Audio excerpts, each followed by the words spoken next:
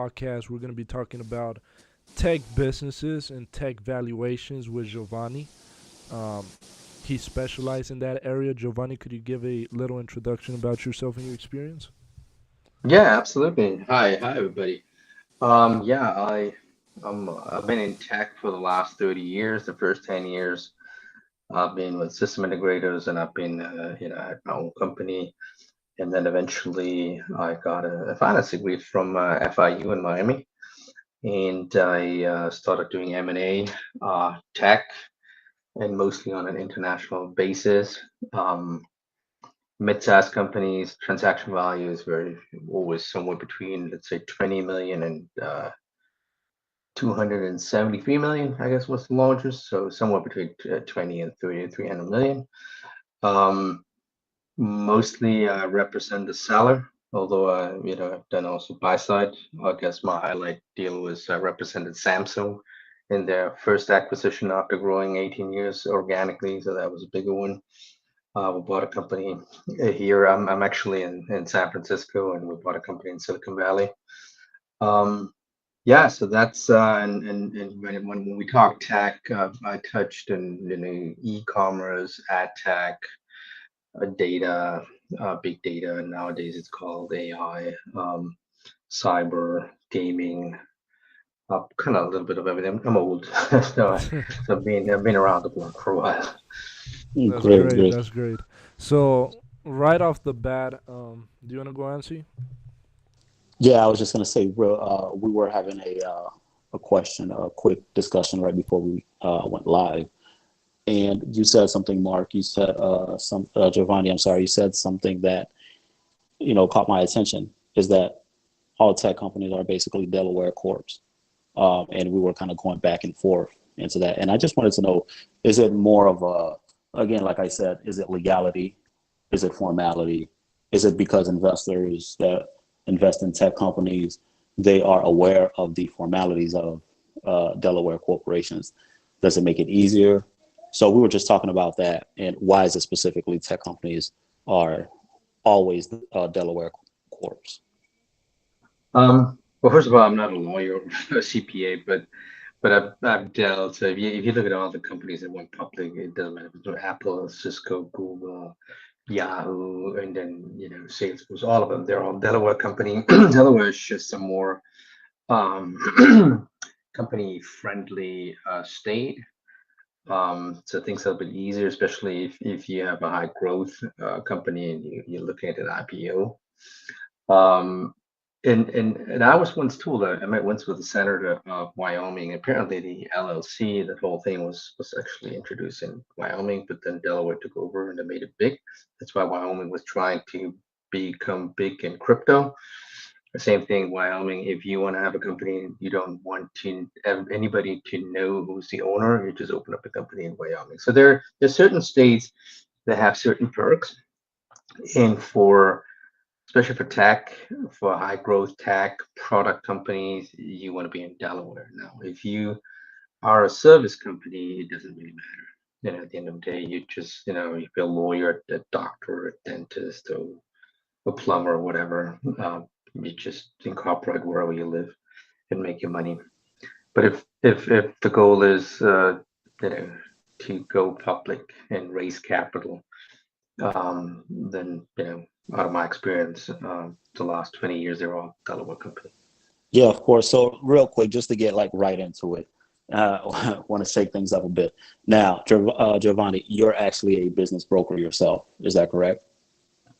Um, I'm a registered broker dealer agent. So what does it mean? I'm registered with the SEC and FINRA, and that allows me to sell securities. So I could do IPOs, and I don't want to go into the details, but I guess it's different from a business broker. A Right. business Okay. broker So sells, great, great. Right, yeah. right. So So now, what are the differences between those two? Or is there another what? layer to being a broker that, like I touched on, you asked, you said, hey, what am I referring to when I said broker? And I said, well, a real estate agent that sells businesses. So are you saying that there's three levels to being a broker when it comes Um, to selling businesses specifically? Or is it all the same and it doesn't really matter what education level you have? anyone can just go and sell broker businesses? What No, are the no, no, no, differences? no. So a broker dealer is essentially an investment banker, or that's what the investment bankers are, broker dealer. So when you when you register with the SEC and FINRA, it depends on what you're going to sell. So it goes towards securities. So it depends on which kind of securities you're going to sell. So when you sell a company, you have those exams that you, and the mother of all the exams is Series 7, called Series. And Series 7 kind of allows you to sell in municipalities and stock and bonds, and then it depends what you want to do. So if you want to do M&A and you structure deals, then you have to do Series 78. And then based on which state you work, then you have to do also exam, which is called Series 63. So it's a lengthy approach. Um, and then in addition to that, you have to be sponsored by a bank or an M&A advisor, which is nothing else than a mini bank. And then based on, if you keep securities, if you introduce, that we're introducing broker dealers. It's I introduce a seller to a buyer. So, but if I would sell really stock, so it really goes all the way to Goldman Sachs. They're also broker dealers, but on a different level. Whereas I guess a business broker, that's my understanding, it's a different. It's when you kind of buy and sell in mom and pop shops. And I assume you do asset, because the moment you touch securities, you have to be a registered broker dealer. And actually in the US, if you solicit somebody, and solicitation means, if somebody comes to you and say, hey, I'm going to help you to raise capital for your company. Well, that you're going to solicit somebody to put money into another company and get securities in return. Well, in order to do that, you have to be a broker dealer, have a FINRA registered broker dealer. Wait. Wait, So yeah, I was wait, about, I was about to hop in there too. Go ahead, Anthony. Go, take the mic. So wait. You're saying that these brokers that are going around just advertising deals, they deal with investors too. I know this because I was a acquisition manager, and I'm very aware of the process of when a deal actually gets on the market, right? So Mhm. are are you saying that these guys are not, I mean, not saying that, again, you're not a lawyer, this isn't any legal advice Yeah. whatsoever, but are you technically saying that brokers actually aren't really supposed to, and I'm talking about business brokers, whatever they are, they don't have Mhm. any real qualifications from what I've heard, the way you've laid it out. And also, are they even qualified to solicit any offerings or any um, securities? Is that what they're doing essentially? And if so, if Well, they are doing that, like, they're really not qualified to do so. Because I really want to dive deep into this. Let's break it down a little bit. Let's Okay, dive into it. yeah. let me preface real quick for you, Giovanni. Let me give you the average business broker profile, right? So a lot of these guys come from real estate, Mhm. and there's like this loophole with real estate. If there's a business with real estate, they can broker that business as it would fall under commercial real estate, right? Yeah. Now, Probably they do it as an asset. It's an asset deal. It's not right. securities. You So know. these guys also, for the most part, don't have an MBA. They don't have any licenses. They're not investment bankers. They don't have a Series 63 or any other qualifications. For the most part, they just follow the guidelines the brokerages give them, which is look at EBITDA multiples and look at businesses similar to these comps. What are they selling for? And that's how they price these businesses. Many people have reported very poor experience from these individuals due to their lack of knowledge and background. Now, circling back to what Ansi was saying, because these guys are putting these businesses in the market, essentially they're soliciting offers from individuals. Any individual who will come and buy in could also be an investor. So what's the problem there, or do you don't see any? As I said, I don't know if there's a special rule for a business broker. I would assume is asset based. What I can tell you for sure is if the moment you sell securities, you need to be registered with a broker dealer. Now, broker dealer, also you have to clarify. Broker dealer is the name of it's a company.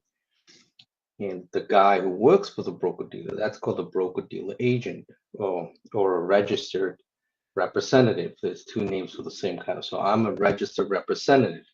Now, if you deal with somebody and he's telling you, hey, you want to put in some money here, and in return, you get a stock.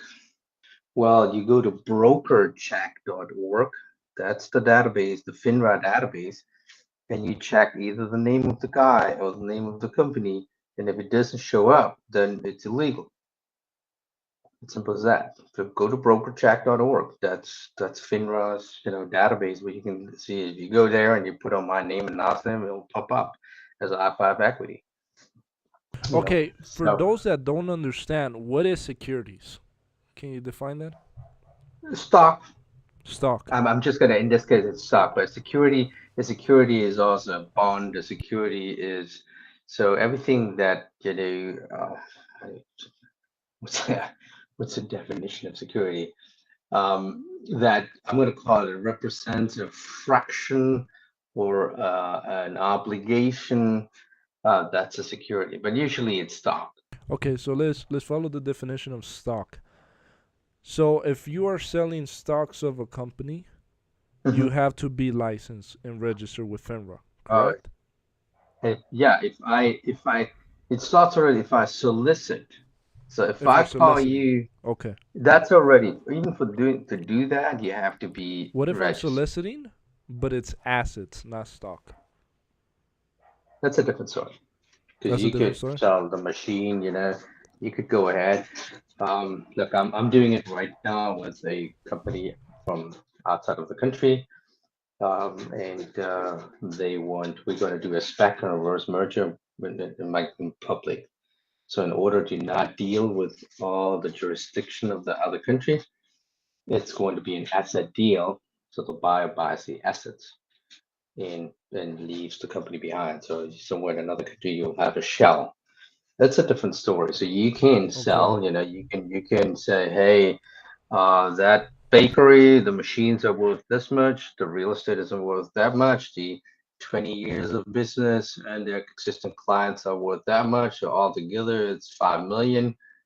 And hey, do you want to pay 5 million? That's if you structure that way, it's different. But But as soon as you if start touching the stock of the business, then you yeah, have to be registered, right? then you have to be registered as a broker dealer agent with Okay. a broker dealer. So Okay, it's a fun. if an I'll individual make you selling another stock example. and assets, they have to be registered, correct? Yeah. Now here's another thing. So since we're live here, in 2017, if you guys remember, there were all these ICOs, right? So Yeah. Yeah, I people would remember. kind of, all right, so they would kind of organize this mini IPOs, which a lot of money would go over the table, and they would hand out tokens, right? And those were utility tokens. It said, hey, you buy that token for that hairdresser, and then that allows you one day to get the haircut. But if the value goes up, then all of a sudden the haircut is very, very, very valuable. And what happened is, there's a law. What's the name of the law? It's a test. But anyhow, so if and that is what determines if it's a security or not. So in the U.S., tokens are securities. They're not the whole utility token never take off. But what happened, there were a lot of people organizing the sales of these tokens. And then that's kind of like selling stock, right? And so because it was illegal, and some people here in San Francisco would come to me, hey, you're a broker, you're registered. Why don't you do that? So then it's not, it's always illegal. And then we share the fee. Well, that's the next problem. Halfway. Yeah. So what happens is if you are not, so if you're not registered with FINRA and the SEC, you're not allowed to charge a success fee, which is a percentage of the transaction, right? So you could do it, but it has to be a fixed number. Okay. Okay. So you can say, hey, we'll sell this bakery for 10 million, and you're gonna give me 5%. That's not. You could do it if it's a fixed number. Now, if I would do that, and I could do, like I said, I can sell this to the bakery, and you would come along and say, "Hey, Johnny, I introduced you to the guys, and I knew that before. Why don't we just share the fee?" Well, that's absolutely illegal. Um, Success fees can only be shared among registered broker dealers. Okay. All right. Now I got a question. What if, say, I want to work for a firm as a business broker, and the firm they have all the licenses in place, they're registered with FINRA, but personally I am not. Can I You still can't. work for that firm and sell securities? No, it's the same with the insurance. So if you solicit somebody, you could say, "Hey, we do this and this. Are you interested?" And the other side goes, "Yeah, I'm interested in my company." Then you would have to say, "All right, let me introduce you to the registered representative." So you would solicit, but you would hand it over right away. Oh, so you would be like a middleman, right? Yeah, but you can now, if let's say the people who work for us, people who start with us, they have to go through those exams ASAP.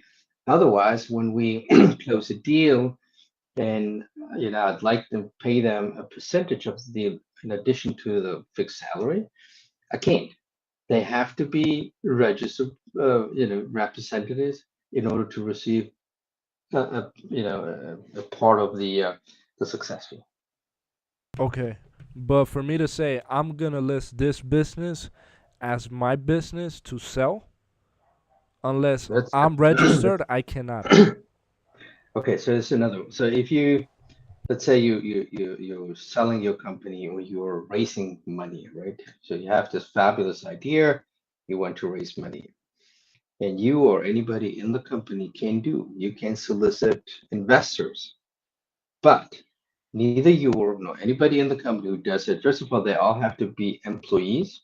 Can't just be somebody. And a lot of people they kind of fake it and say, "Hey, you know what? Just do me just employ me temporarily and give me an email address so I look like I'm part of the team." And then they do the fundraising. Well, so that is a Mm, way around.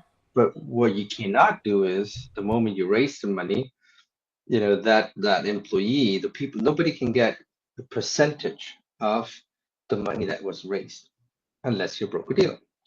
okay. Now you could get paid a fee which is non-related to the amount raised. Let's say, hey, if you raise 5 million for me, I'm gonna give you $100. I'll give you $1,000, and that there's no correlation with the amount. So again, it's not a percentage. It's not a percentage. Okay, I see, I see. Yeah. So now, Yeah, if but you would like to do that, I could just as easily as get an investment banker, right, who's licensed and say, hey, look, come on, I have a 5 million raise, and I'll give you 5%, whatever the case is, for the raise. In that case, there's no issues whatsoever. But does he have to be part of the team though, even if he's you know, licensed? well, if he's licensed, he's not gonna put his license on the line. For everybody. I mean, some people do that. That's what I was saying when ICOs were going over the table. I was asked, I said, guys, I can't do that. Actually, to be honest, I was one of the states, and I had a meeting with the representative, Wyoming. So Wyoming, they passed a law that regarding the utility tokens, and I told the representative, I was dinner with him, and said, look, this is all good. I mean, it's good if it's legal in Wyoming, but I'm registered on a federal level, and I get in trouble with you know the SEC and FINRA. I can't do that. That's why it's not taken off anywhere, because at the end of the day, the SEC and FINRA, they're the ones who control this. Okay, so is there a specific amount? I've had one investment banker say, "Hey, look, I'm happy to capital raise for you, but it can't be on a success fee." Now, you did say that it can be on a success fee if they're with a company, but what about if you're saying, "Hey, look, come on, I'm going to give you equity, then you're going to get a success fee later." That's something like Yeah, what there's what you there's said, but he was there's saying ways that if around. he's yeah, but he was saying that look, he really was trying to, he was being on the cautious side. So he was saying, even if you pay me 2,500 as a retainer, because he was like, look, I need a retainer, and it's gonna have to be something substantial. And I'm like, okay, what is that? He's like, well, it's sometimes, guys capital raise and the SEC come back and say, hey, look, that was not enough retainer, and they get in trouble. Is there any No, merit to that there's whatsoever? no. That's not no. There's no But merit if you because retain someone, is there a limit? Is there like a set limit you have to pay for the retainer? So you could say, look, there's I'm going to not. retain you. Here's $100. Capital raise Exactly, for me. Okay, okay. exactly. Yeah, It yeah. just I just does thought that not was have to kind of be crazy. correlated. Well, let's just wait. Now, what people do is again, let's assume you raise uh, 1 million, right? And let's assume 5% would be the success fee, but I'm not registered. So I would go, you know what?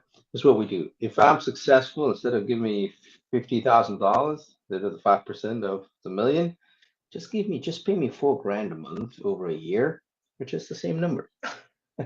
So there's people they find, and I don't want to make here except, but there's people that find all sort of ways to, um, but it's illegal. I mean, and even for you, if you do, you have to know. Now, here's the other thing that needs to be clear. In the U.S., especially here in Silicon Valley, investors, they do not want you to show up with any advisor all the way to a Series A. The Series A, maybe I don't know if you guys know, but that's usually roughly somewhere in the 4, 5 to 10 million. It just can be more, can be less, but just to give you an idea. So all the way to Series A, Series A included, it's expected that the CEO, the founders, that do it themselves without somebody saying, hey, because it's not a lot of money. Why would you, give away money if you don't make a lot of money? Correct. So, as a matter of fact, we do not accept any fundraise. Actually, we don't do a big time fundraise, but even in the past, I made a bad experience. So, Series A and everything below, it just makes no sense. Okay, so I just want to unwrap that a little bit because you're probably not aware of this, but online there's a lot of people who say, "Hey, look, if you're trying to do a deal, put a team together full of advisors. Go out, go to investors and pitch them. They're going to see that you have a team backing you, and they're going to believe in you because no investor really wants to Mhm. invest in a one-man army." So what you said was kind of, Oh, contrary to that. well, hold on. What No, I've this heard. is okay. So different thing, different story. One thing is you engage somebody who helps you to raise money, and in return, he gets a fee. The other thing is you have people on board that give credibility. Those are not people. Those are, a board, a board member or a famous CTO or, people like that, that, people who have visibility and they can show that they've done this, they know the industry. Well, of course, if I'm an investor, what I'm going to do is the idea good? What are the barriers of entry? What's the addressable market? The founders, have they ever done that? Do they have experience in that industry? And then if they do, or they're young, is there anybody there who's older, who's got more experience, who backs up the whole thing? So if you have, just gonna make an example, if you coming up with a new energy product and you have Elon Musk on your board, well, everyone's gonna go, well, Elon Musk, if he puts his name and his reputation on the line, there's probably something good about this company, and maybe I should take a close look at it. That's different from you engaging me to go out there and raise capital. Two different stories. One thing is the team, the product, the company per se, and the credibility. The other thing is having somebody who runs there and trusts the company. Two different stories. Yeah, of course, of course. And so now, real quick, lastly, how do you feel about the equity distribution portion of it? As someone starting out, a lot of people I see make this mistake. They hand out a lot of equity to people that they claim are founders, which really they're just glorified and advisors. They're not really taking Yeah.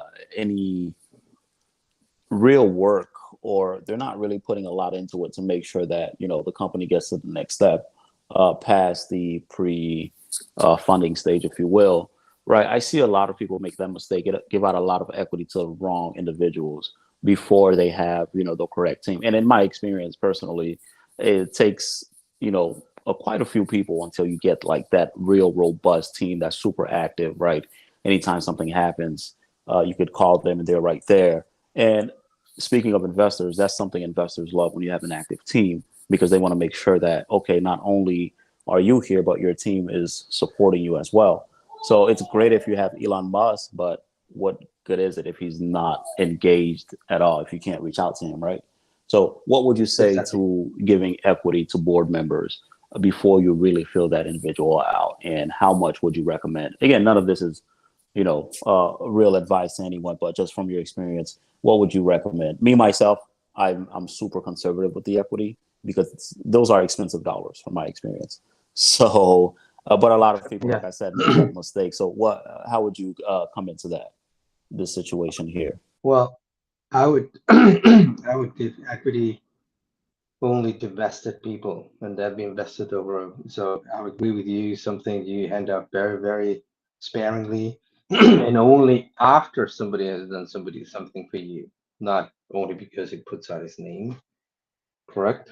So, so me personally, if I would set up and the companies, that I had, the ones that succeeded, the ones that did not succeed, is have a good product, have a good team, and go out there, and VCs will see it, and then you get your first money. You run with the money, and you try to get the proof of business as soon as possible. You got to show that it works, and if it works, you got more money. Board members, for the most part, quite honestly, they don't do a lot. I mean, they talk to you once a month, and sure, they do as much as they have because some, legally also. But the moment something burns, you'll see if you have to go through a fire sale or something, they're going to be the first one who leave the boat. So, absolutely, I would not give any equity to anyone until I do not have something and some success. So Yeah, if a board absolutely. member, if I have a company and it's working and he can get me access to a big distributor, to a big client, awesome. Then and that's the only reason why I would pick that guy. Right. Um, Okay. So real quick, lastly, now some people say, hey, look, you need a chairman, you need a big board, you need a chairman of the board, all this fancy stuff just to start looking at deals. Now, and a lot of people say, hey, that specific individual should get 10% equity of the company just automatically because of maybe there's some heavyweight. They've done, billions of transactions and stuff like that. And they want to put a heavy hitter up there to basically lead Mm. whatever they're trying to do. Would you recommend that? Is that a good play, giving a one individual 10% just without that person committing anything at all? Just for the sake of them having a fancy name, chairman of a board, you're giving them um, 10%. How do you feel about that? but let me get you this. So when you raise capital, right, it goes in steps. It is risk mitigation. So you come up with an idea and somebody can say 100 grand. Cool. If you know, and like I know a guy here, if you came up with an idea and they gave him $10 million, but the guy had already two exits under the belt, and the guy's known he's a very good programmer. So so it depends. But let's just say normal people, you go to 500 startups, you go to those accelerators, you go to your buddies, and you get some money. So you're not gonna give at that level. You don't need a board, right? Now you build your product and it all looks good because the first money goes into development. So you build your product and now you need more money because programs are expensive. So you get more money. Now you get to the point, okay, now we start selling, right? And you do your first selling, you do your first pilots and projects just to make sure everything works. That's usually when you're at Series A. And until that point, do you really need a boardroom? There's no, I mean, it's premature. It's somehow somewhere between Series A and Series B. That's when you Series B, that's when you raise 15, 20, $25 million. And that's heavily used and for that's when VCs are okay. If you use a banker to raise money, that's when you start needing real board members. And what happens is By the way, the moment you get VCs, they want to board. So if you have a company who's going to be on the board, it's going to be, let's say you two have a company, both of you are on the board, maybe an investor that got in, and then the VC, and then they look at the numbers, so they're not, they're not a minority necessarily, but it kind of comes natural. And as the company grows, I think a board is something you need down the road. You need that board. Yeah, great, great. And I'm glad you touched on VC because I actually wanted to speak about VCs. Well, more so private equity firms with capital raising. A lot of times, people reach out to me and say, "Hey, look, I'm trying to reach out to private equity firms, but none of them are. They want to take a look at my deal." And I'm like, "What's the size?" They have something like 5, 6, 3 million. From my experience, a lot of private equity, they wouldn't really touch anything at that level, more 15, 20 million and up deals. And one way I Well, found to get guys that are really going to invest a million and, 2, 3, 4 million, it's the managing partner or the one of the founders there, if they're at the firm. That's been my experience. And I just want to ask you, when capital raising, of course, we're going to have our own valuation. The team's going to come up with our own valuation, and investors are going to have their own valuation. Are mm, there any okay, let big me. differences that you see when you're dealing with evaluations with an investor that would actually throw the deal off? So this is kind of a multi-layered question. So go ahead. Yeah, let me go back first. You kind of you mentioned VC and private equity, so there are two different kind of things. One is looking at high growth, fast growth, top line revenue, and EBITDA doesn't really matter, right? If you have EBITDA, that's cool, but it's really land and expand and land grab. Grow as fast as you can. That's typical VC, especially here in Silicon Valley. It's all about being number one because number two is already the first loser, right? So that's the VC. And I'm exaggerating, but just to get the message across. So that's one thing. Now, the private equity is usually companies that are already consolidated. They are, and they're different private equity firms. Some they're looking to come in and buy a company that's not doing well, and then they put in a new manager and they buy some other pieces, parts, and they create something new. So they buy stuff. It's like you buy a house. It's South Florida. You buy a house for little. The house is it's a fixer up, and you fix it up. You throw in a new kitchen and you patch it a little bit and paint it, and then you sell it for. Well, that's what private equity is. If it's a company that's not doing so well, other companies that are doing well there, but usually they need to be cash flow positive. It means they need to have EBITDA. That's why valuations, and I'm going to get into valuation in a minute, are based on EBITDA, right? That's what private equities do. Also because private equities, they leverage a lot of deals, so they put some of their own money and then they go to somebody else, and somebody else is going to tell them, hey, look, I give you the money, but I'm only going to pay so much on EBITDA, because of course they want to make sure there's cash flow. They want to make sure there's no risk and that nobody defaults and the money goes back. But it's a different kind of approach. Um, and with that, there is a different kind of valuation. When we touch valuation, the one private equity is mostly EBITDA driven because they're looking at existing cash, they're looking at existing company, and they want to put company A and company B together and look at the synergies. What can we cut off here together? Is there a way to increase sales and kind of create a new company and sell it, or turn it around, or improve it? So that's private equity. Venture capital, they're looking. You have one solution. It's really cool. It's very promising. They'll probably IPO, and that's where they make the money. Therefore, they're willing to pay higher multiples. Now, well, here's the problem. Then we get into macroeconomics. So last year was fairly easy to raise capital at very high multiples. If you looked at the SaaS company, SaaS are the ones with recurring business, subscription based. They were super high, and then with the war and the inflation, the multiples went down. And the VC funds, they're investing, they're existing, they're keeping their money. It's very hard to get money. It's very hard to get money at a high valuation. Private equity, different story because they can say, oh, you know what, I can get a good company for a little money now. But overall, the multiples are down in 2022. So I hope it was a multi-layered question, and I try to go from one, from one to the other. I hope I was So clear. so venture capital basically EBITDA all the way because they're willing to overpay, right? They're looking No, for VC is a mix. It is if it's top line growth and they have negative EBITDA, so it's all revenue. Private okay, so equity, they do okay. EBITDA. All right, so that's it then. So venture capital, more cash flow, private equity, EBITDA. More revenue, venture capital, cash flow, it would be really EBITDA if it's positive.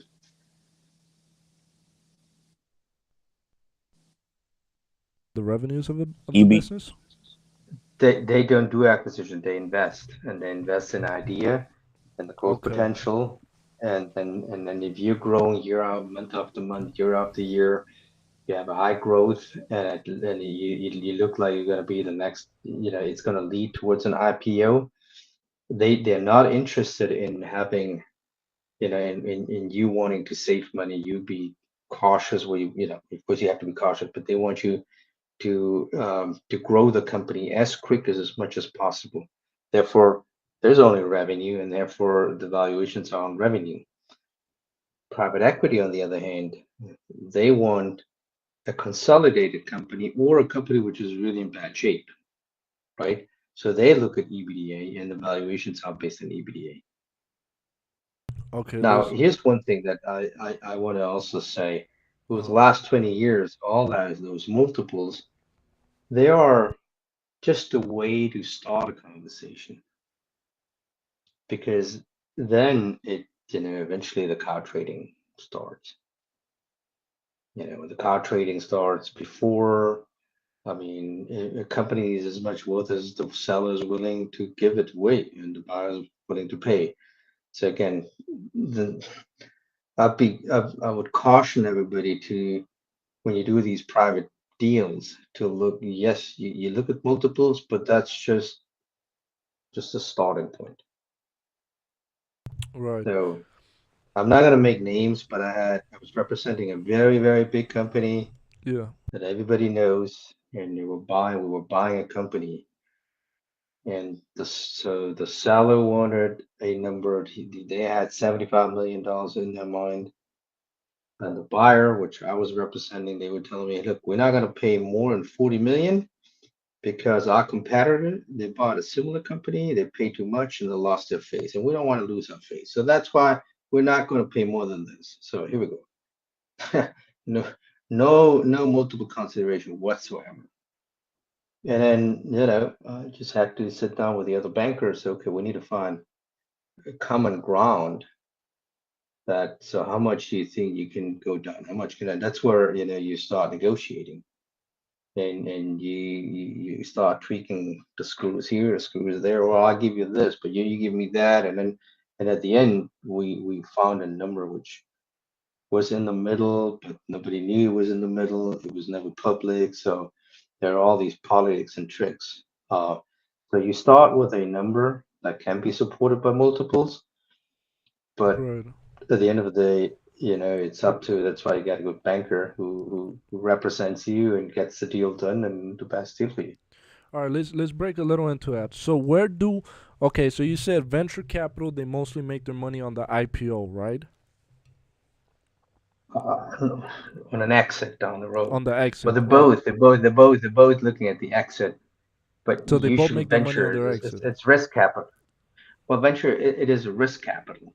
So Risk capital. so Okay. they take a lot of risk in a high risk, high return. Okay. I see. So they're investing in ideas per se, right?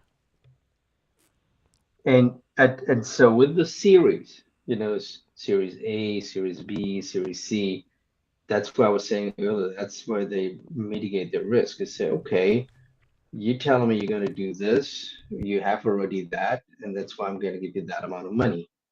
Sometimes I get people they say, "Oh, I want to raise 20 million," and but the business plan asks for 10, and yeah, we never know. We'll put the other 10 into the bank, so nobody's going to give you that. So you have to come up with a use of proceeds that is logical and everybody can understand. And for that, I'm willing to give you a certain amount of money. Once you get to the next level that you want to reach with that amount of money, that's when you start doing the next round.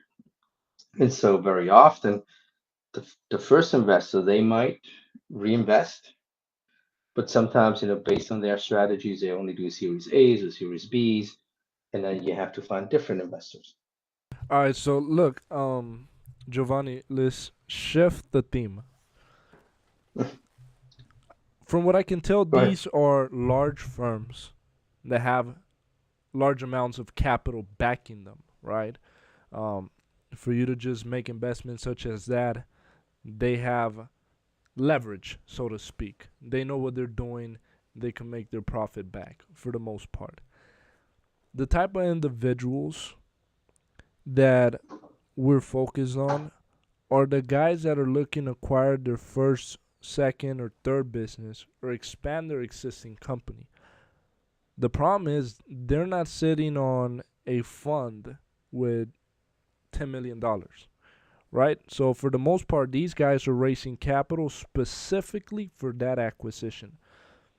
Mm-hmm. And for them to raise that capital, they have to provide the investor numbers that make sense for him, which is mostly the Mm-hmm. return, right? So I see metrics such as EBITDA not working in smaller businesses because small businesses depend on cash flow. And I'll give you an example. There was this, and I see it a lot in business brokers. Business doing, say, $5 million annual revenue, right? And from that 5 million revenue, let me pull out my calculator real quick. Say they have profit margins of about 20%, right? So that's about Million. $1 million. Now, these, say this is a medical lab, okay? They will look at comparables and say, well, medical labs are going for about 8 times. So they would sell it for 8 million, or they would list it as 8 million. Now, the problem is, I come in and their profits is actually based on ad backs for the most part. They add back the owner salary, they add back a lot of expenses, even recurring expenses. Now, with businesses that are heavy on assets, depreciation affects them largely. For example, a construction company, medical lab, they got, say, $3 million in assets. Now, most of the time, these business owners want to recoup their investment on asset, meaning I paid $3 million for these assets, I want $3 million for them. The problem is depreciation comes into play, and it's like, well, you paid $3 million when you bought them 10 years ago. Now it's only worth one, or say half of 1 million. So there's all these added expenses that these buyers won't be able to recoup the money. Mostly they end up overpaying. So the approach we look at is, what's the free cash flow? What's the money after every expense the business has? That includes depreciation, that includes amortization, that includes interest if there's any ongoing loans, taxes, right? Capital expenditure, so on and so forth. And say from that million they're listing as EBITDA is actually only 200,000 in free cash flow. So how would you approach a situation like that? Because the problem I see in the market right now is the broker tries to say, hey, this business is worth 8 million, and there's no way you can prove to me it is not worth less than that. Even though you try to prove to them, they end up in this competition instead of cooperation, and the deal eventually never gets done. How can you find leverage in your negotiation uh, when these people are stuck on numbers that don't make sense? All right. So here's the first thing. Usually, only tech companies are valued on EDBA, not companies what used to be, old economy, because you have amortization and depreciation. So you EBITDA before the amortization. So you have to take that into consideration. Now, again, this is not that's not my size of deal and my expertise, but just using a little bit of logic. I personally look at the profit year after year, right? Then I would look, did they do something to reduce the profits in order to pay less taxes? Well, I would look at that, and then you have to normalize it and say, okay, let's say we would not do that, but everybody else would, nobody wants to pay taxes. So that's the profit, not EBITDA. The profit is what's there at the end of the year. Now, an old, very successful guy once told me, and he was dealing with small companies. He said, "Look, whatever the company makes at the end of the year, I want to whatever I spend with that cash flow, I'd like to have it paid off after 7 years." That's kind of generic, but this is an older guy. He was buying, these kinds of shops. So, in other words, let's assume the company has a profit of 1 million every year. Well, after 7 years and it doesn't grow, then it would be the company worth 7 billion. It's just very roughly. There's no real math behind it. Um, of course, when you do that, you also have to take into consideration, is the business growing? And then the other thing is there a risk? What can something happen that you know the business is not going to go as this here in the next upcoming year? And what I mean is, I don't know if it's a washing place, a gas station, and the city thinks they're going to build residential, so they're going to get rid of the gas station. All these things you have to consider. But again, you cannot do it on EBITDA because you have to take appreciation and depreciation, amortization into consideration. When a machine is worth nothing after, I guess, 5 years, that's zero. So, Right. from a gap point of view, because you could say no, but it's still working. Well, I know, but it's but that's what I'm saying. That's where you start negotiating. If there's a machine, again, a bakery, and the oven is still there, it's being depreciated, but it's still there, so working. Then you could say, well, it was worth $10,000 now. On paper, it's worth nothing, but hey, it's still producing. And I would counter, okay, but because it's old, it could die from one day to the other. So now you have to add a percentage. You have to weight it. You say, okay, so that's just where you start. That's where experience and negotiating comes in. Is okay, what kind of counter argument can I come up in order to, if I represent the buyer or the seller, to either reduce or increase the valuation. But it really, for these little companies, you really have to see, well, how much money does it produce by the end of the year? And Right. then how long do I want to wait until I get my money back? And then I compare it with the stock exchange. What if I put it into NASDAQ?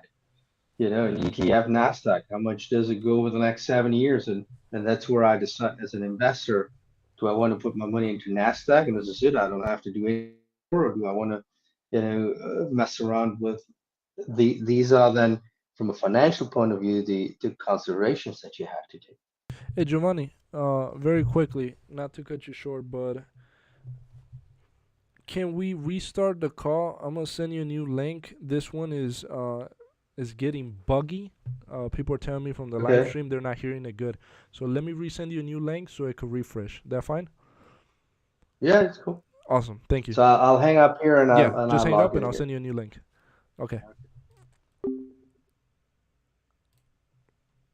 All right, guys. There was an issue with the stream. Apparently, we had a timer. I was not aware of the timer, so let's just remake a new one.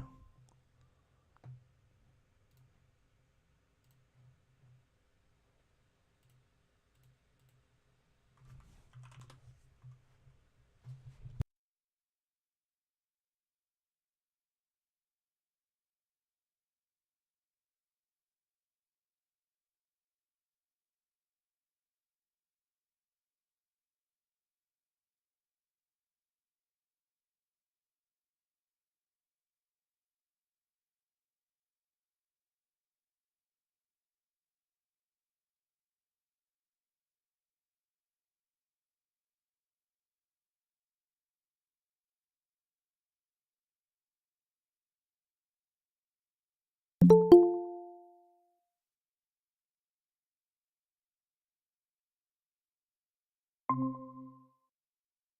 right, Giovanni, can you hear me? Yep, I can. Perfect. Okay. Yeah, it's way better. People saying All it's way right. better. All right. Good. Great. Good. Yep. Thank you. Sorry for a little delay. So, back to a conversation. So, let me let me try to break this down very quickly. You're talking about negotiations. You have to have skills in negotiations in order to meet a certain criteria or come to a mutual benefit. One problem I've seen with small business, and we're talking about sub 10 million, from 1 to 10 million, 1 to 5 million EBITDA, annual EBITDA.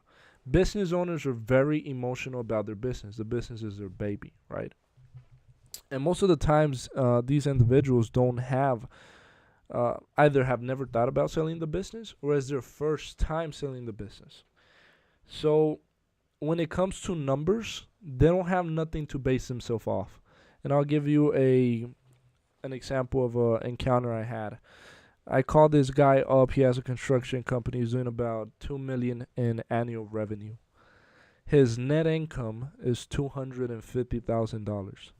And you know how they say in negotiations, first have the other party show their cards so you know what you're going up against. And I asked him, what price do you have in mind if you were to sell this business?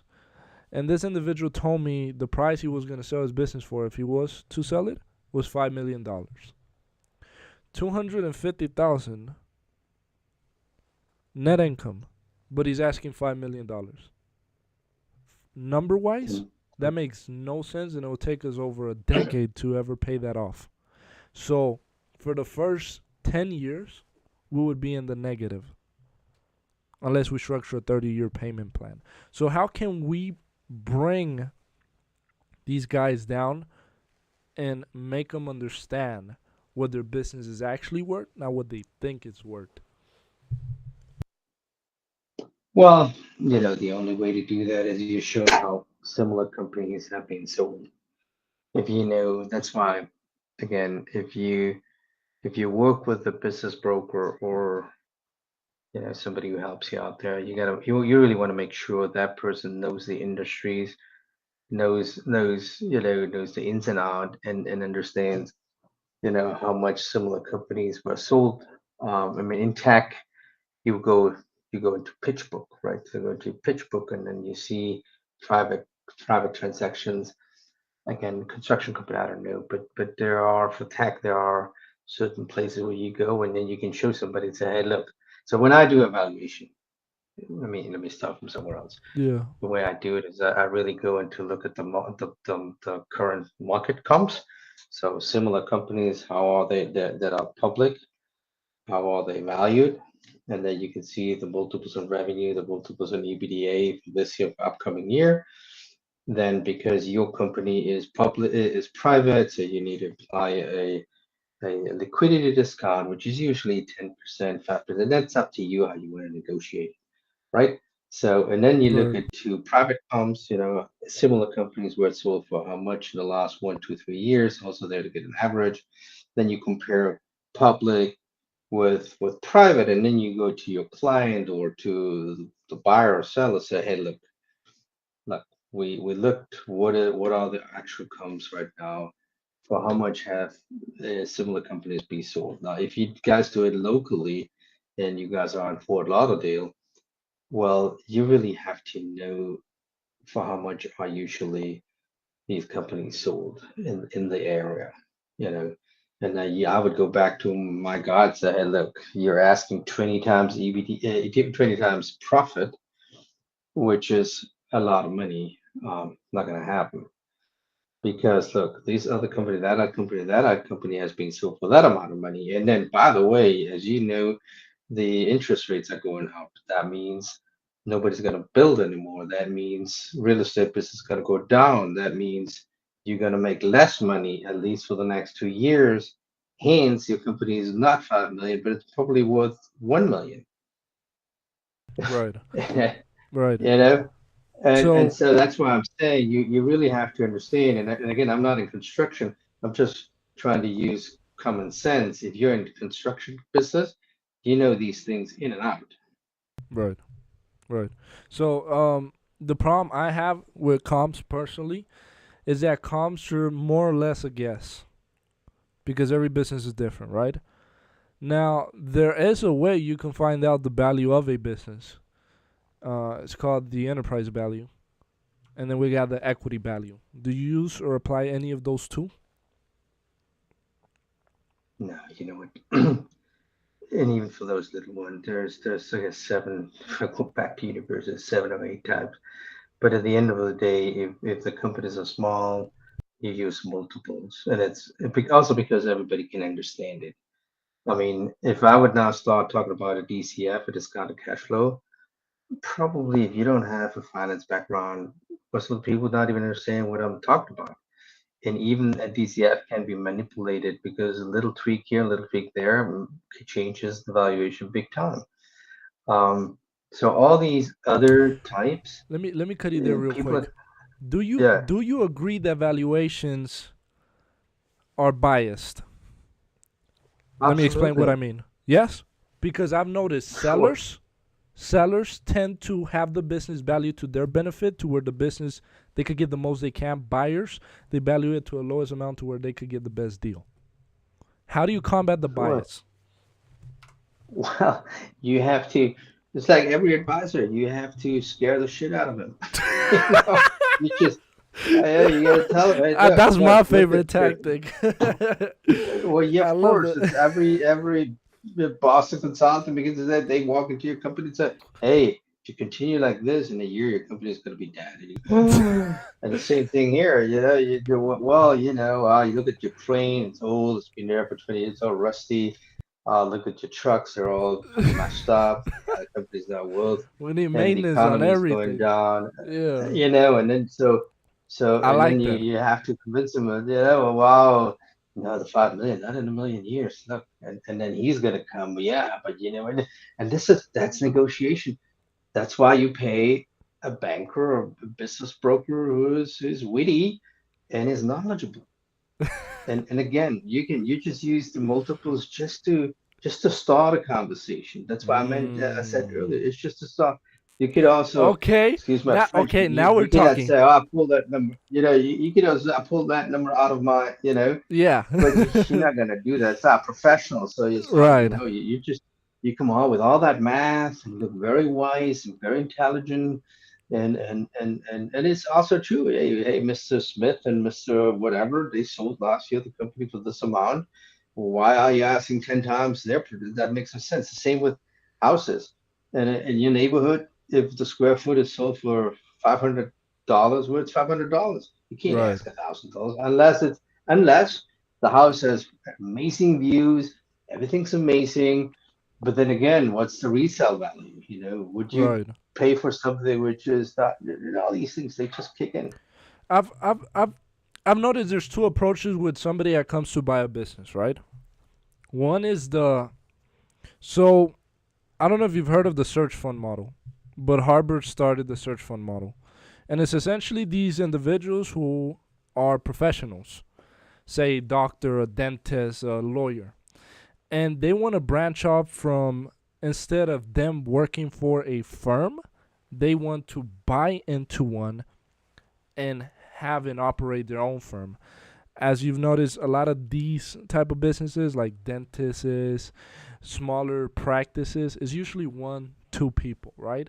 So the search fund model is essentially, hey, let me look at somebody who's in the field I'm in that has a business, but they're already looking to retire, and let me take over this business. So the approach with valuation these individuals would take is what is the business profiting and how much can I start making from day one, ensuring that I have enough cash flows to cover my expenses. So they take um, a more calculated approach, so to speak, a more um, they don't like the high multiples, right? And then Okay, there's this so other type of individual that's like, okay, look, this business it has potential. Let's put in $5 million. Let's more of a private equity play. So I've seen those guys are more willing to pay extra in order to get the deal because they already know what they could do with it, as opposed to these yeah, individuals that are buying into these companies and they want to keep it going just as it is, maybe grow it slowly and surely, but they don't want to be in the trouble of day one. They're already in the negatives, right? So what's the in between? What's the sweet spot, so to speak? You don't want to be too Well, conservative. You don't want to be too out there. What's the sweet spot, right? well, here again, it just depends what kind of business. I mean, if let's assume I'm that old doctor, and I have my patients all love me. I am Harvard educated, and I went to Columbia University, then to Stanford, and I did this and that. And here comes this young punk who graduated, with all due respect, at Florida University in Gainesville, right? Good university, but it's not Yeah. Harvard, and and he wants to partner up with me. I don't even know him. I mean, even the patients, they go to that old guy because he's been around the block for a while. He knows everything. He's got the best education. Right. Now they go to see the doctor, and the doctor says, "You know what? I'm in the Keys fishing, but this young kid, he's there. He can take, and they're probably going to change." And all of a sudden, your business goes down, and so you know what I mean. It's difficult. It can. On the other hand, the young guy comes in. He's really good educated. He's got an amazing. He's up to date. He knows everything. The other guy, he Right. graduated in 1979, and he bought his ultrasound in 1985, and everything's old. And he goes, why would I pay a lot? Only yes, there are existing patients, but maybe they like me, they don't like me. That's again, it gets into that negotiation. Here, I don't deal with doctors. I'm just trying to use, Right. on Right. one hand, common sense, and the other hand, again, I've been negotiating for 30 years. And like, okay, how do I deal with it? So it's, M&A is finance, and I used to lecture at FIU a while ago, and people would ask me, and yes, you start with all these math, and you're a finance guy, and but then along the road, it becomes car trading, it becomes you're a psychologist, because when you represent, you know, the construction guy, you get to know him. Now he tells you, you know what? But when we do the deal, I got a problem. I'm getting divorced once, and so now I can't have all the cash. What do we do with the cash? Happened everything to me. Or Mm. that guy wanted a lot of cash. Now, why does he want all that cash not justified instead of stock and cash? Because his wife had already put down money on a new house. So all of a sudden, you get to know the kids, the wife, the ex-wife, the lover, this and that and the other.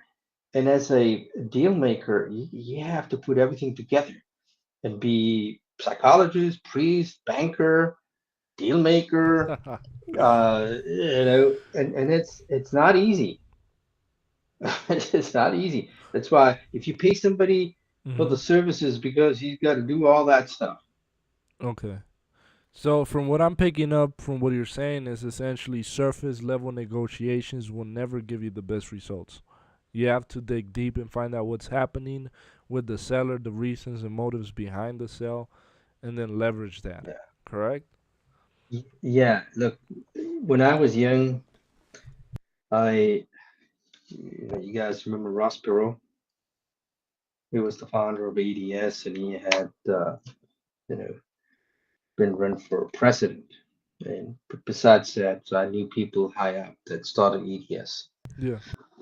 And so I was told they had what they called a war room with no windows, right? And in that war room, when they were going, and this was on a business level, business development, not even M&A, when they wanted to close a big deal, these guys were system integrators. Those were big deals, millions. They would know everybody who had would be the CEO, who they had pictures of everyone, kind of like the FBI, Oh wow. you know, and they knew everything and everyone and who does, because all that information is important, and also the competitors. So if you want to do a deal, the more you know about the industry, the who is who, and I have friends there are on the corp dev side of companies. They tell me, hey, look, I talked to a banker. If I have a feeling that after the call with the banker, I'm wiser. He told me things I didn't know. He told me, hey, this is what's going on. This is what's happening here. The valuations are going up, going up. This guy bought that guy. Stuff like that. This is valuable intelligence, and that's why you pay somebody to sell your company. Okay, I see. But let me ask you a question. An individual who was to sell a business, what qualifications should they meet in order to be considered a professional in his field? Well, you should have the basics of finance and maybe also accounting, because you gotta know that. Do you think they And should have an then MBA? well, the more the better. Okay, The more the better. But an MBA is, yeah, it's business, and an MBA, accounting, a master's in finance. That's one thing. That's the education for sure. right. If somebody is really high up, a CFA, that's a chartered financial analyst. That's very hard. Takes at least 3 years. So the better educated, the better. On the other hand side, that person needs to show experience in that field. If somebody has worked 10 years in an industry, he or she knows the ins and outs. So it's a combination of financial and business education on one hand side, and vertical industry knowledge on the other hand side. They're both equal important. I like what you said about industry insights because I've seen business brokers that have their hand in every industry. They're essentially just calling to see who is willing to sell the business, but they have no inside knowledge into the industries they're selling in. So I don't think But they would that's meet that qualification.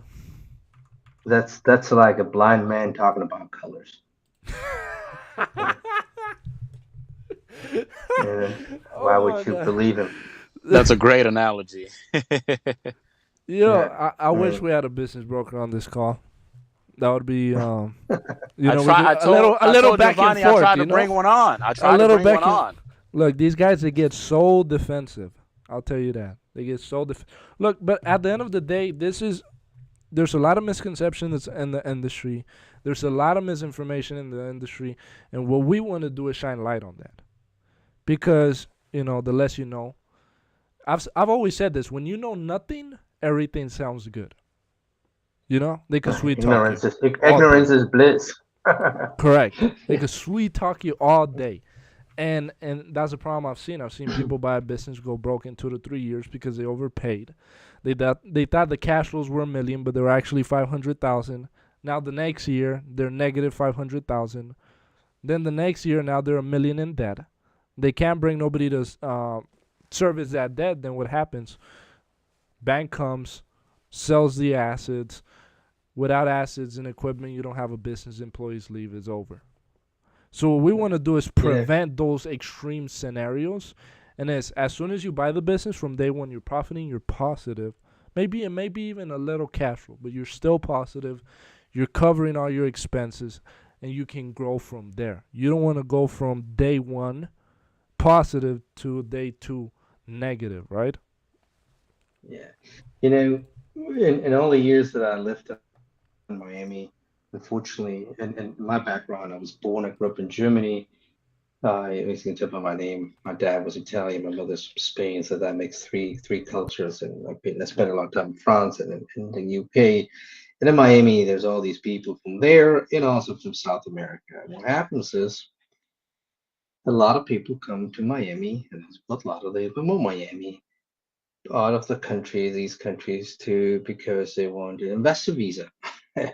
Or they just want to build a new life. And Right. they work their asses off, and they come with the money they saved. And then now here's the shark of these countries. They've been living in Miami for a while. And they go, oh yeah, no, I'll help you. Next thing you know, 6 to 12 months later, these guys are going back home, and somebody kind of stole all their money.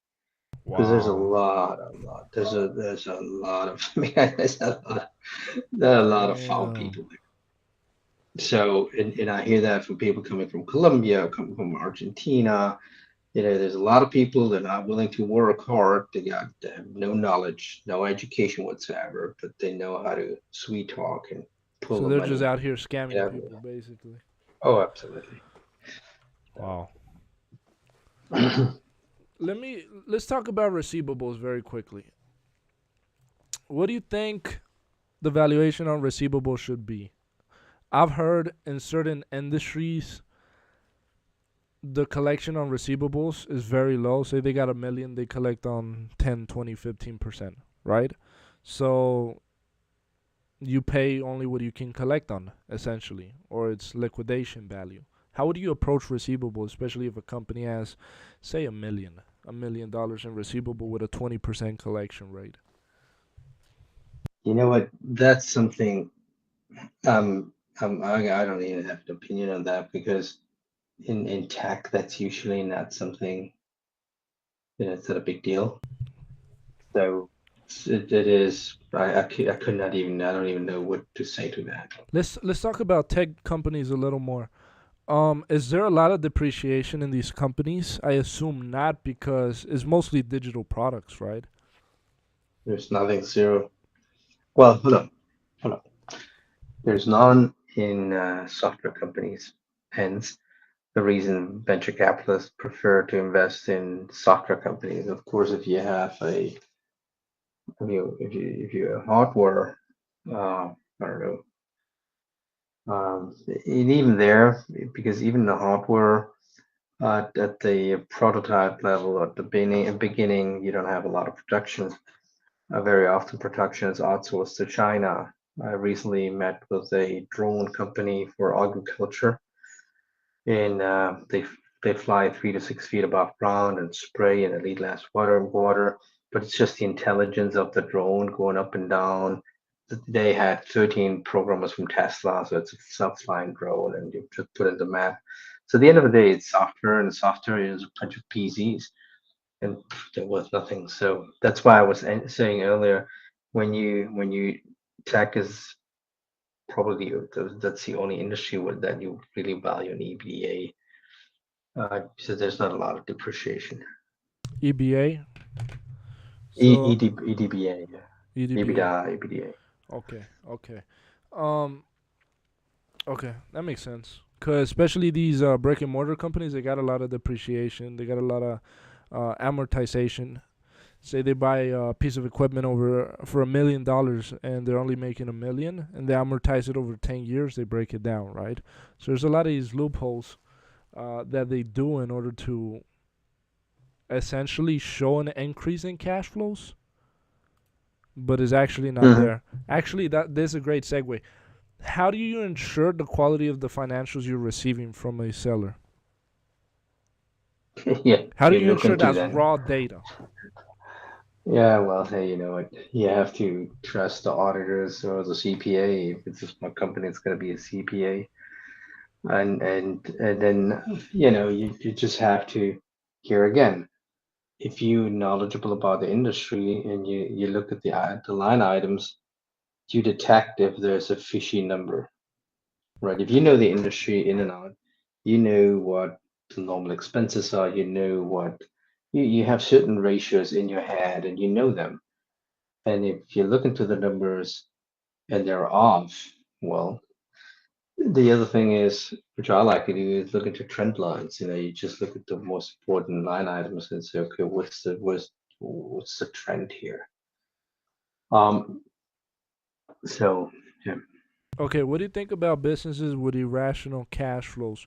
Let me give you an example. Say year one, they went up 40%. Year two went down 20.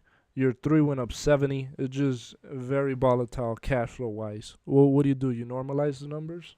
How do you approach that? Well, I would kind of look into them and understand what's going on. Is it seasonality? Was it COVID? Can you justify it? Actually, the manager, can he justify it? What happened here? Wait. Sorry. Um, when you are negotiating these businesses, who do you speak with? Is it just the business owner, or do you also speak with the management of the company? Well, usually if the companies are small, the founders are usually the guys who run the company. So usually Right. you have one, two, three founders, and if there's a key manager, they pull them in because very often, if you're not a shareholder, the shareholders do not want non-shareholders to know for how much you're selling the company, right? Okay. Because Okay. imagine you have your office manager, he does everything, he does the whole work while you play golf out there. Now you sell him, make a ton of money, and you go, hey, thanks a lot for being such a good guy for the last 10 years. I mean, you don't want him to know, Right. because then when he talks to another, and then next thing you know, the whole company knows about it. Is So okay. usually, Is this an oh, act? Sorry. Sorry. Sorry. uh, go ahead. No, I was gonna say, is this considered an actual add back? I've seen the case where uh, a broker would add back the salary of the business owner. Uh, Now the case is, I'm not gonna be an owner operator. I'm gonna bring somebody else to run and manage that company for the most part, as I'm interested in buying more companies, not running one. With that said, that is no longer an add back because that's just an expense that's gonna be taken either way from the new manager or CFO. Um, I mean COO. How do you approach that? Well, again, you always have to normalize it. If something's out of that normal, I wouldn't pay for it.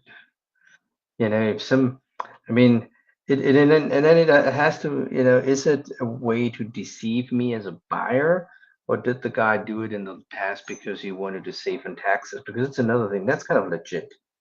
If I allocate it in a way, if I allocate my costs, my expenses in a way that it reduces my tax obligation, that's cool. But when you negotiate the price, you just have to normalize it. That's again, it goes into the negotiation. What's the biggest red flag you see when negotiating deals? Well, there are a bunch of them. But to me, if I'm buying a company again, I usually sell them, so I'm on the other side. But it doesn't matter. One of the biggest is if you have customer concentration, right? Let's say you're making 10 million a year, and you make 9.5 million with one client, right? Well, what if I buy the company and the client doesn't like me and he stops doing business with me, and all of a sudden my business is broke, That's a good point. right?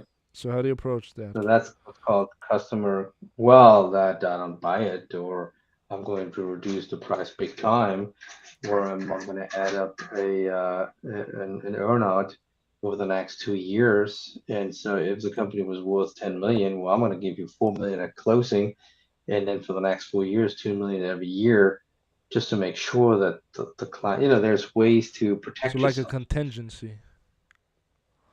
There's a contingency, it's an earnout. Right. I mean, there are other pull options and call options, and there are a number of ways to incentivize people to make sure people stay, um, you know, to reduce the risk. Right. Okay. Um there's this saying that me and Nancy have. We tell business owners this all the time. Essentially, we prep them.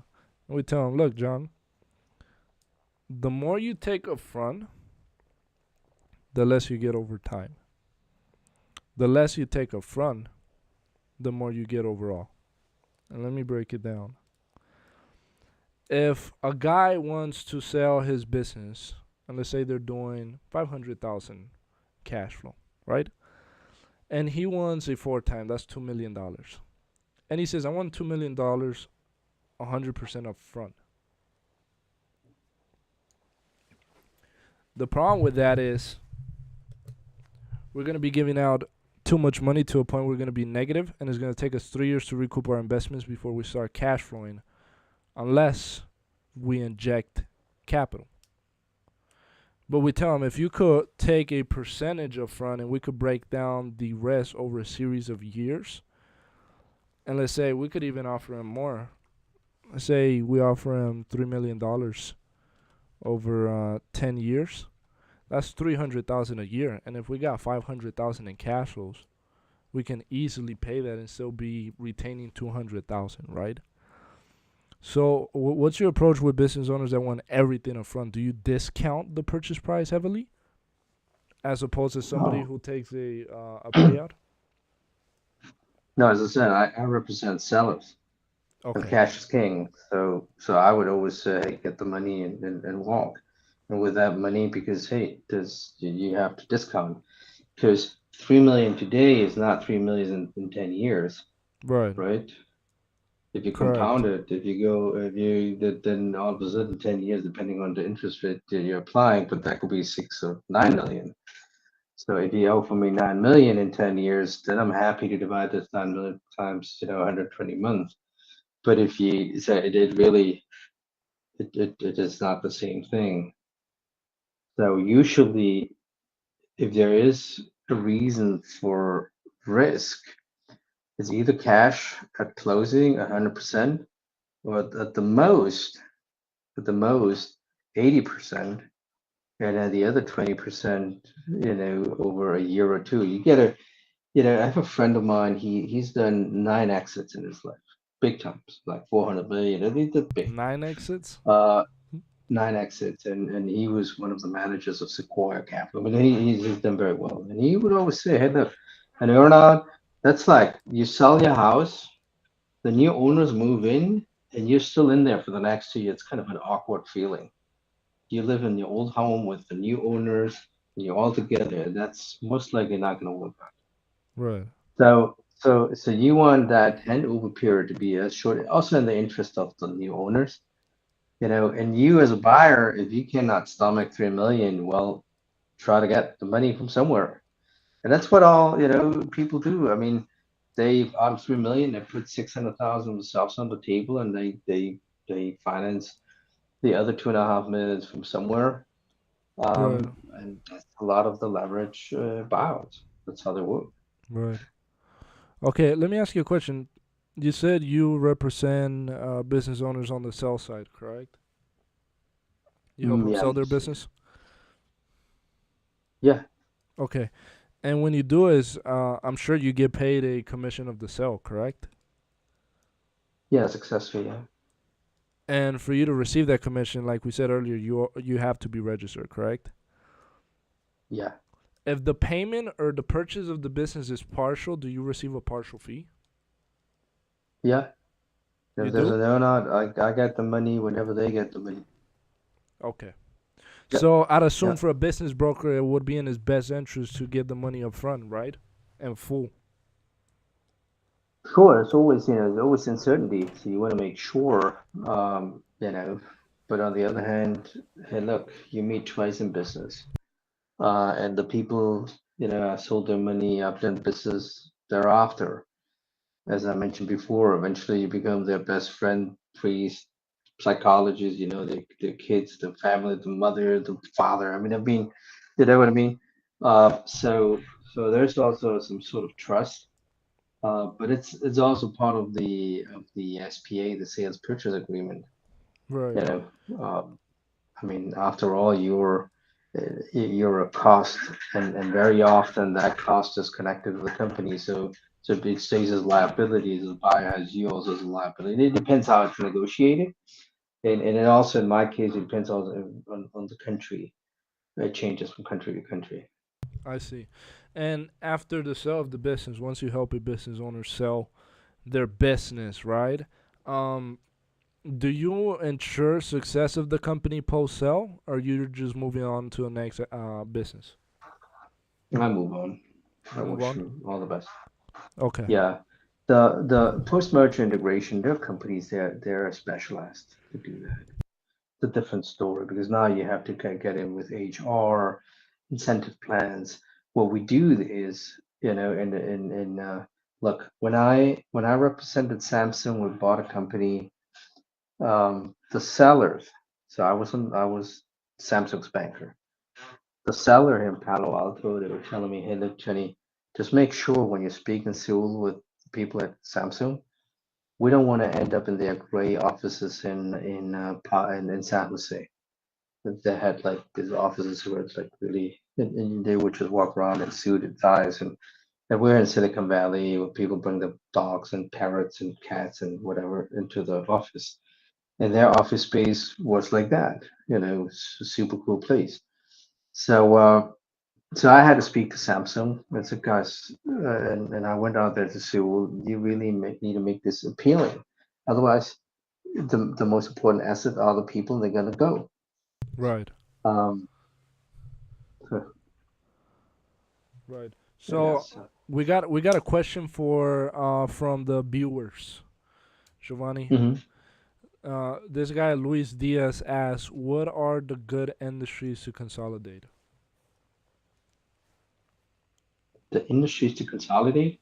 Yeah, he said, "What are good industries to consolidate right now?" Usually,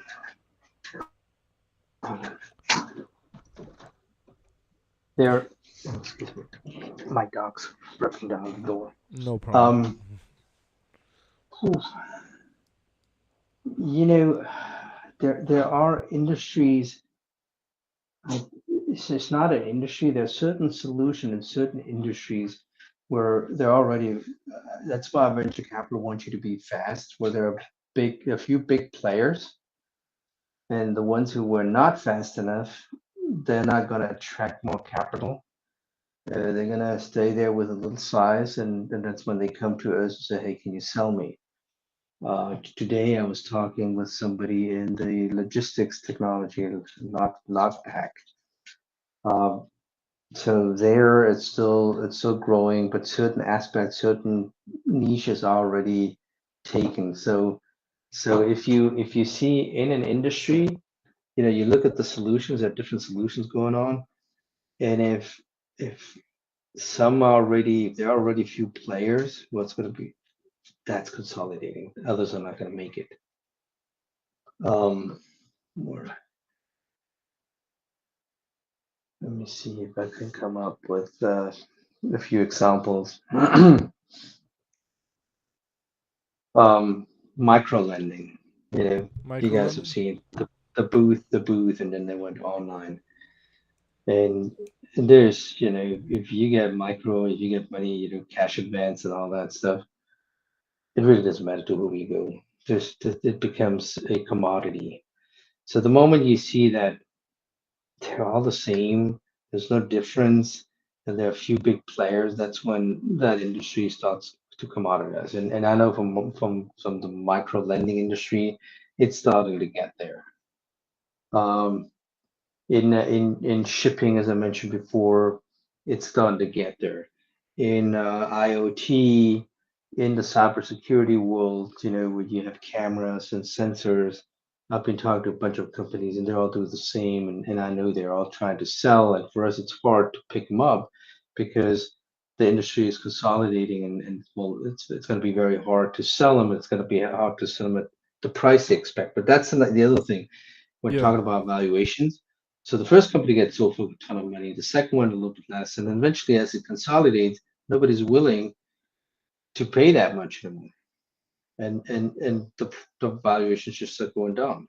Why? Is it because of an Um, increase of competition, or is just the distribution of market share? It just becomes smaller. because the big guys bought the sexiest one with the Okay. best products and the biggest market share, and the little if you're a little one, well, hey, guess what? You didn't really make the cut.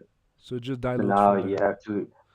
Well, yeah, now you either there are two options. Either you're not cash flow positive, you die, or it's a fire sale, or and this is what's happening right now. A lot of companies they are growing with money they got from VCs or from the bank, and they didn't make it, to get to a certain level. They're not profitable, and there's going to be a huge consolidation this and next year because they just can't make it.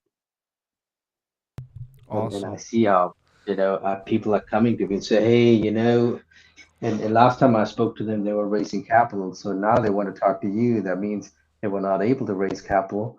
The runway is getting very short, and now they have two options. Either they find real quick a buyer, or in a few months, really quick a buyer because it's a fast sale. the moment the potential buyers start licking blood, they'll let you die and buy the assets. Wow. Rough business, huh? But Well, yeah. we're gonna leave it here. Giovanni, you've been amazing. You've been more than generous with your time. I appreciate it. I would like to ask you if you give us 5 minutes off stream, just so we can have a little conversation very quickly. But other than that, I'm gonna cut the stream, guys. Giovanni's information is gonna be in the description of the video. Is it okay if they reach out to you, Giovanni? Sure. Okay, great. Well, I appreciate Absolutely. it. I appreciate it, and we'll have